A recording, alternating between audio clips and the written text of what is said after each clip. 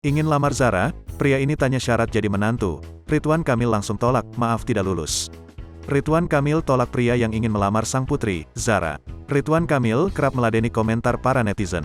Kali ini, ada warganet yang ngebet jadi menantunya.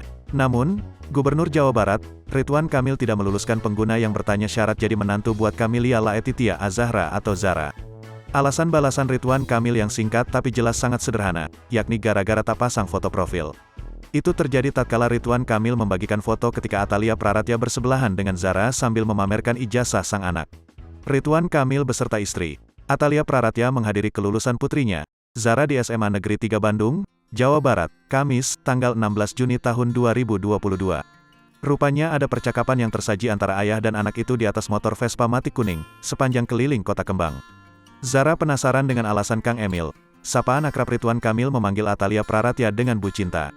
Bahkan Zara juga sampai disapa dengan panggilan yang sama, entah oleh Kang Emil atau orang tak dikenal. Itulah yang tertulis pada caption unggahan akun Instagram Ridwan Kamil, pada Jumat, tanggal 17 Juni tahun 2022.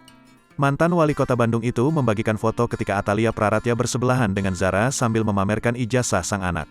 Mereka serasi mengenakan batik hitam, bedanya jilbab Atalia Praratya sewarna, dengan batik, sementara Zara mengenakan jilbab biru.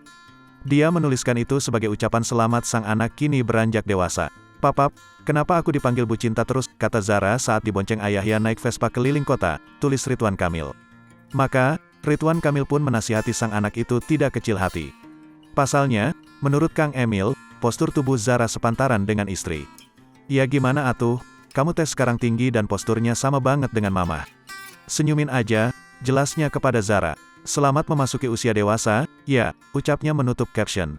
Lalu tiba-tiba saja, pengguna Instagram bernama @galeri.aing bergerak cepat bertanya kepada Kang Emil.